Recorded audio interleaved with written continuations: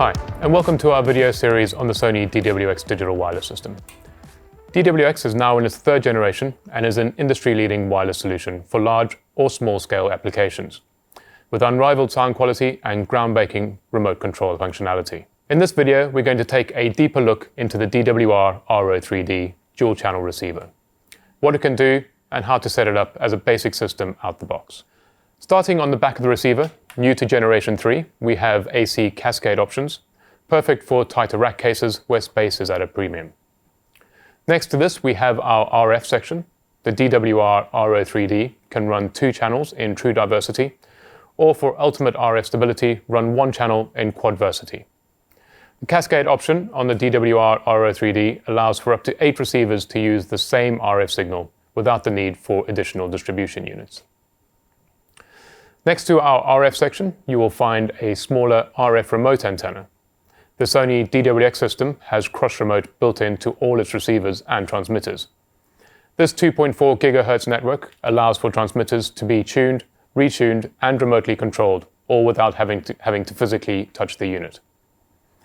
When setting up a few channels of DWX, the RF remote antenna provides control local to the receivers.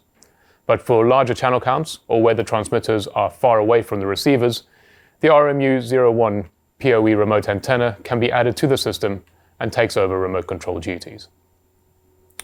Next, we have the ability to dial in an external word clock and provide AES EBU digital audio all over BNC connectors. Then we come to the important end of the back panel. As you'd expect, you can output as analog signal via an XLR, or you can use the sub-outputs as either a redundant analog signal or as a digital AES output.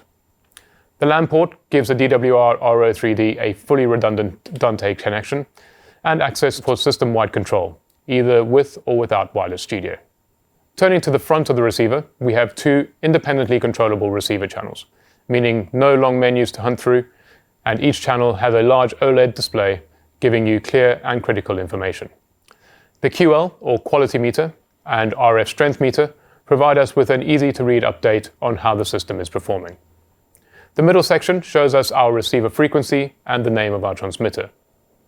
On the right, we have transmitter parameters such as battery strength, audio level, RF power, and cross-remote signal strength. There are 2 basic menus on the DWR-R03D, RX and TX. The RX menu provides control of the receiver itself, things like frequency, output level, and codec. The TX menu provides real-time parameter monitoring and control of the transmitters, assuming that cross-remote is in use. This allows you to do things such as putting the pack to sleep, waking it up, changing the audio attenuation in real time, or locking out buttons on the transmitter to avoid any accidental presses. To the very right of the receiver, we have the headphone socket for monitoring.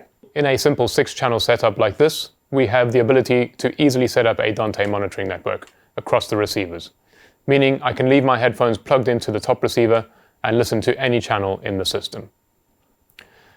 Here is a quick demonstration of how simple it is to set up and coordinate the system fresh out of the box.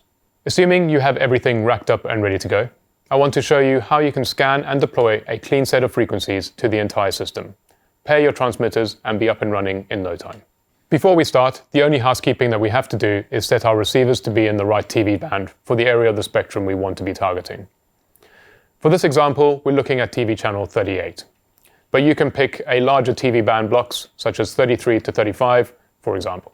Within the RF utility menu, we hit the channel coordinate button. This will scan our target TV band for any noise or interference. Once the scan is completed, you can either manually assign frequencies, or the system can automatically send them out to each receiver. If we select Auto, we are given several different group options. Groups starting with a D provide equidistant spacing of frequencies and are the easiest to work with. With the addition of a high density option, you can run up to 21 channels in one 8 MHz TV band, with no compromises in sound quality or RF power. Now that the system is tuned to usable frequencies, we can simply pair the transmitters to their respective channels, and we have a solid RF solution set up all in a matter of minutes. You can also use channel coordinate to quickly scan and redeploy a fresh set of frequencies if you experience any interference. The system will simply sleep the transmitters, scan and allocate, retune the transmitters, and wake them back up again. So that's a quick overview of setting up your DWX system. Be sure to check out the other videos in this series.